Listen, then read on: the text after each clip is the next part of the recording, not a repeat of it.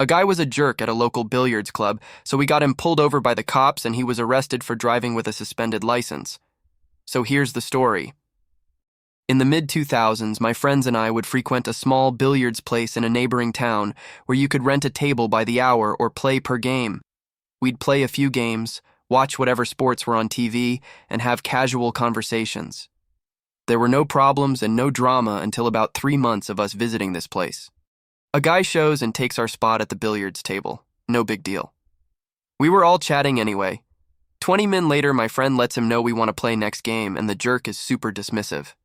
Needless to say, we didn't get in during the next game, so I politely let him know we wanted to play next. Another lady chimed in she wanted the game after us. The guy blatantly ignored me and the other woman. Some more time going by and the guy leave the table. We see our chance to get in. We put the quarters in and the balls are dispensed, except the green 6 ball. The guy took it to the bathroom with him. At this point, it was ridiculous and we notified the manager. The manager noted it was 12:30 and they were going to be calling last call and closing, so he didn't want to make a scene by kicking him out. He gets us another ball so we can play. The guy comes out of the bathroom and knows we realized what he did. He smirks and proceeds to the patio to have a cigarette, bringing along his beer and the green billiard ball. The guy comes back in and tossed the ball he was holding onto the table, hitting a few balls on the table and messing up our game. He goes up to the bar just in time for last call. One of the friends I was with suggested we follow him home and each call the highway patrol to report a suspected drunk driver. 3 of 4 of us agree. So when he leaves, we used our trusty Nextel push-to-talk phones and coordinated several calls to the police. I notified the police of his car details like license plate, vehicle make and model and color, and mentioned the car nearly hit another vehicle, was swerving between lines and driving erratically. This was under a 15-minute plan.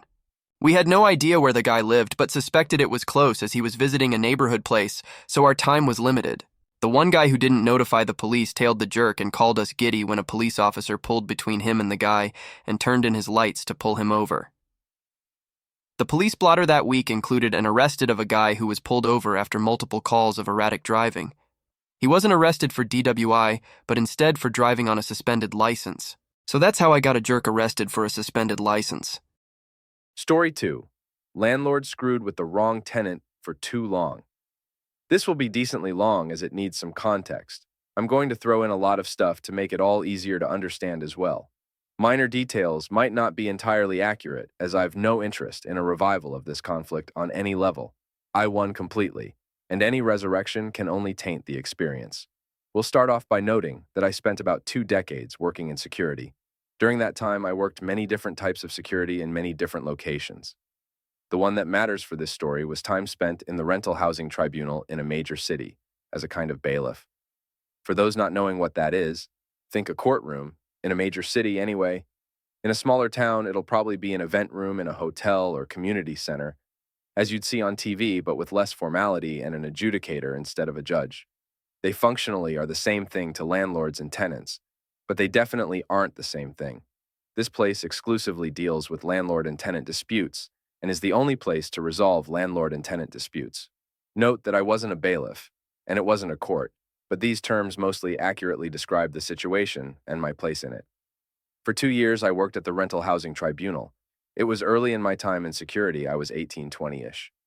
Being as it was a major city, the sheer number of cases I sat through was beyond my ability to count. I saw everything there was to see. Noon is capable of surprising me with a story because I've seen them all, in detail, as a side duty of mine was to ensure all parties had copies of all evidence being presented. I did a lot of photocopying, and always inspected everything I copied to ensure nothing got cut off or made illegible. By the time I stopped working there, I probably knew the way everything worked well enough to be an adjudicator myself. Well, no, obviously not, but I'm certainly in no need of a lawyer either should I ever have need to go there. I also had intimate knowledge of how the system worked beyond the actual rules. Like, for example, adjudicators would always give a little leeway to anyone representing themselves over someone who had a lawyer, or how pissed off adjudicators would get when a party was speaking out of turn. Seriously, do not do that. Skip forward almost a decade. I left the city and am in a fairly large town in the same province, same tenant laws. I have a few roommates in a decently sized townhouse. We get along well, but there's a problem. Only I can write checks, and our paydays don't line up. So I'm the one who pays the rent, and I usually can't do it on the first because roommates don't usually all pay in time. We advise the landlord we might be a day or two late, but we'll always have it by the third at the latest. They have no problem with it at all. I spoke to them myself. For about a year, this works fine. No complaints from landlord because even if we're often a day or two late, we always pay. We're also fairly quiet and don't damage the property, nearly model tenants. I do not actually have any idea why, but one day this changed. I suspect a different person in the company started overseeing the region. One day, suddenly we got a summons to the Rental Housing Tribunal, hereafter to be referred to as RHT, on the 2nd of the month for failure to pay rent. This doesn't actually lead to a case because we paid the same day, but now we have to pay the application fee the landlord paid in order to serve the summons. I bitched to the neighbor, who was also the superintendent, and eventually heard back that their contact at the company was now demanding first of the month, no exceptions. Well, that really didn't work for us, so we probably had to pay that fee 15, 20 times over the next 2 years. I could have gone to tribunal over it, but we were technically without a leg to stand on, and I knew it. Maybe if I went enough times, I can ding them for harassment, but I don't have time for that, and my roommates don't care. After being split between us, all the fee wasn't enough deterrent to change our behavior, so we accepted it. If this was the only issue, there wouldn't be much story, though. At around the same time, the rent leeway vanished. So did mandatory maintenance. I'm not going to list everything that went wrong and wasn't fixed. You'll get a decent idea at the end. We suffered through it. We were all working too many hours at shit pay to be able to actually do anything about it. We adapted. But after about 2 years, it broke. Everyone but me up and moved out for various reasons within a 4-month period. I'm not going into any details on my roommates at all because things kind of exploded for a couple different reasons outside of this. No reason to dig any of that up.